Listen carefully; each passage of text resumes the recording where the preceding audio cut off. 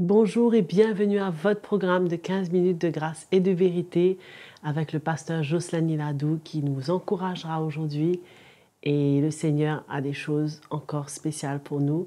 Nous allons célébrer le Seigneur et surtout reconnaître sa grâce sur nos vies.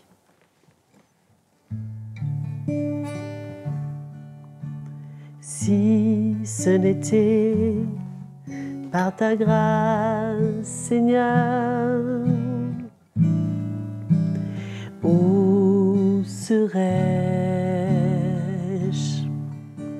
Si ce n'était ta miséricorde,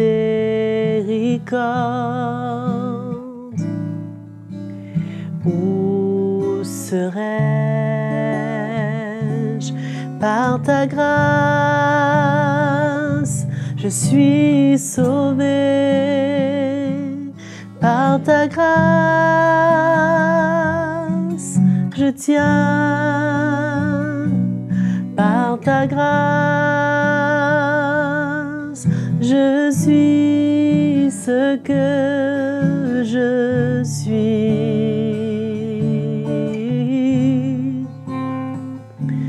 Par ta grâce, je suis sauvé.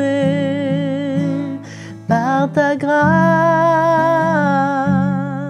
je tiens. Par ta grâce, je suis ce que je suis.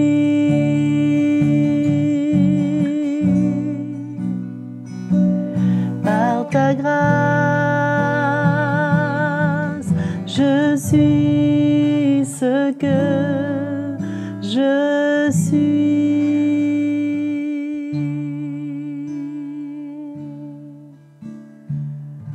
Alléluia, merci Seigneur pour ta grâce.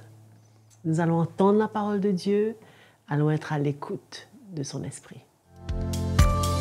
Bonjour, bienvenue dans cette nouvelle session de 15 minutes de grâce et de vérité.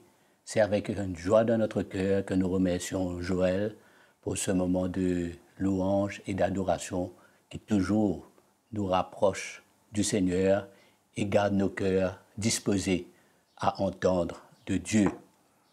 Entendre de Dieu, voilà ce qui est bon, voilà ce que nous recherchons, voilà ce qui est nécessaire pour nous, le peuple de Dieu. Parce que quand nous entendons de Dieu, la Bible ne nous dit pas que la foi vient de ce qu'on entend. Quand on dit cela, ça veut dire que notre cœur veut entendre. Et nous cherchons à entendre de Dieu. Et c'est comme cela que quand Dieu nous parle, il y a un élément de foi qui est emmené en nous pour que nous, qui appartenons au Seigneur, nous le peuple de Dieu, nous le savons très bien, que la foi, c'est notre nouvelle manière de vivre. Veut dire, on ne peut plus vivre comme on vivait autrefois. On ne peut plus marcher comme on marchait autrefois.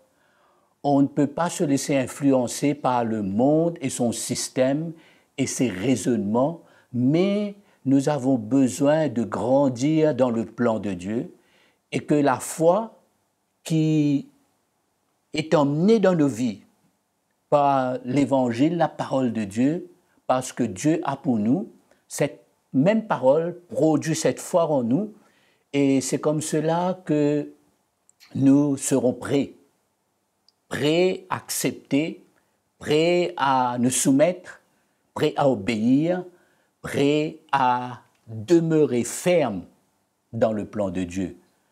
Je vais vous parler un petit peu sur cette foi-là, justement. Et souvenez-vous que quand Paul nous parle dans Éphésiens, le chapitre 5, il nous parle des hommes spirituels, par exemple, il mentionne dedans le bouclier de la foi pour nous dire après comment tous ces éléments dans l'esprit est là pour nous, mais le résultat, c'est quoi? C'est qu'on puisse tenir ferme après avoir tout surmonté. Et certainement, je ne crois pas que Paul parlait de cette foi d'une manière technique. Vous savez, aujourd'hui, on peut avoir toutes sortes d'enseignements de foi, toutes sortes de principes, toutes sortes de techniques, toutes sortes d'étapes. Ce n'est pas de cela que je vais vous parler, mais moi je vais vous parler brièvement de cette foi Parce que moi, je crois que quand je lis la parole de Dieu, je vois que, premièrement, la foi est étroitement reliée. Pour nous, aujourd'hui, sous la Nouvelle Alliance, la foi devrait être étroitement reliée à la croix de Jésus-Christ. Il ne faut pas oublier que notre vraie victoire, c'est ce qui s'est passé à la croix. C'est-à-dire dans les souffrances, la mort et la résurrection de Jésus. Et c'est comme cela que je vois que la foi que je dois avoir dans le plan de Dieu, je dois accepter que quand Dieu a un plan, et mon cœur doit pouvoir répondre. Et c'est là que j'ai besoin de me fortifier dans la foi pour que je puisse avancer et, comme la Bible nous dit, que je ne me retire pas, mais je garde la foi pour sauver mon âme, c'est-à-dire pour rester ferme dans ce plan de Dieu et pour voir cette belle œuvre de Jésus en moi et au travers de moi. Je vais vous lire un petit passage dans Hébreux. Je suis sûr que vous comprenez que Hébreux, c'est le livre qui nous parle tellement de la foi, mais on va parler ça à la lumière de la révélation de l'Évangile, c'est-à-dire du message de la croix de Jésus-Christ. Dans Hébreux, le chapitre 10 nous dit, je vais vous lire à partir du verset 32, l'auteur aux Hébreux, il écrit à l'Église, les Hébreux, les Juifs à l'époque, pour les rappeler de cette marche dans la foi. Parce que quand ils avaient entendu l'Évangile, cela avait produit une foi en eux pour accepter et rentrer dans le plan de Dieu. Donc il y a eu certainement un moment de découragement, un moment d'égarement, et que là l'auteur voulait les ramener à cette disponibilité de cœur qu'ils avaient en eux, dans cette foi, pour répondre à l'appel de Dieu. Et nous allons voir qu'au milieu des épreuves, au milieu des moments difficiles, et qu'ils avaient accepté. Dans le chapitre 10, le verset 32, il nous dit « Mais souvenez-vous de ces premiers jours où, après avoir été éclairés, vous avez soutenu un grand et douloureux combat. » J'ai souligné dans ma Bible ici ce mot « éclairé », c'est-à-dire qu'à un moment donné, une lumière était venue. L'Évangile a révélé une lumière et un plan extraordinaire de Dieu qui a emmené en eux une foi, un zèle, un amour, un désir pour accepter le plan de Dieu et pour répondre à ce plan de Dieu au milieu de tous les obstacles, les persécutions, les épreuves qu'ils avaient à faire face. C'était ça, cette foi qu'ils avaient, pour traverser ce chemin, sachant que Dieu est avec eux, sachant que le Seigneur les accompagne dans ces moments d'épreuve, mais garder la foi, tenir ferme jusqu'au bout. Et c'est dans cet esprit que l'auteur les écrive, les rappelle cette disponibilité de cœur qu'ils avaient, parce que l'Évangile les avait éclairés. Verset 33, il dit, d'une part, exposés en spectacle par les opprobres et les tribulations, d'autre part, vous rendant solidaires de ceux qui subissaient ce traitement. C'est-à-dire, non seulement ils acceptaient ces épreuves, ces moments difficiles comme formant partie du plan de Dieu, et la foi les gardait dans cette épreuve, ils avaient la foi que le Seigneur est avec eux, que leur victoire découle de ce qui s'est passé à la croix, et ça les donnait cette force, mais la Bible nous dit qu'ils ont soutenu les autres aussi. Verset 34, en effet, vous avez eu de la compassion pour les prisonniers et vous avez accepté. Ça, c'est un mot extraordinaire. Ils ont accepté avec joie qu'on vous arrache vos biens, sachant que vous aviez des possessions meilleures et permanentes. Amen. Ils ont accepté.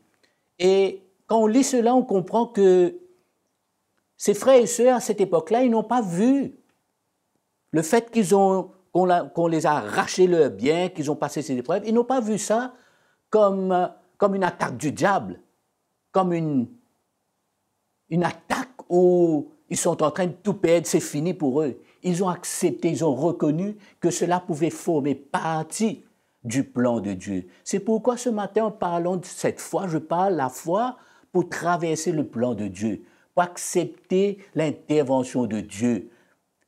Dans ce même livre aux Hébreux,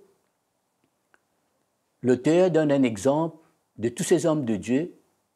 Un de ces exemples, quand il parle de Moïse, je vais vite passer dans ce verset-là, dans le chapitre 11, le verset 24, quand il parle de Moïse, il dit « C'est par la foi que Moïse, devenu grand, refusa d'être appelé fils de la fille de Pharaon. » Refusa.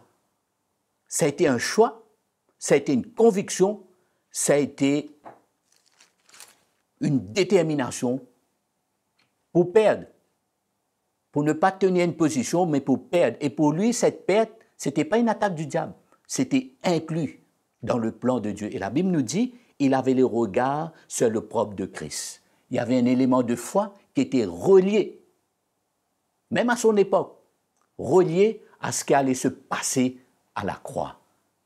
C'est pourquoi aujourd'hui, mon encouragement pour vous et pour moi, c'est de comprendre comment Dieu travaille et comment le Seigneur nous équipe, comment le Seigneur met sa parole dans notre cœur, comment nous sommes un peuple à vivre de cette manière par la foi, pas se laisser prendre dans nos raisonnements.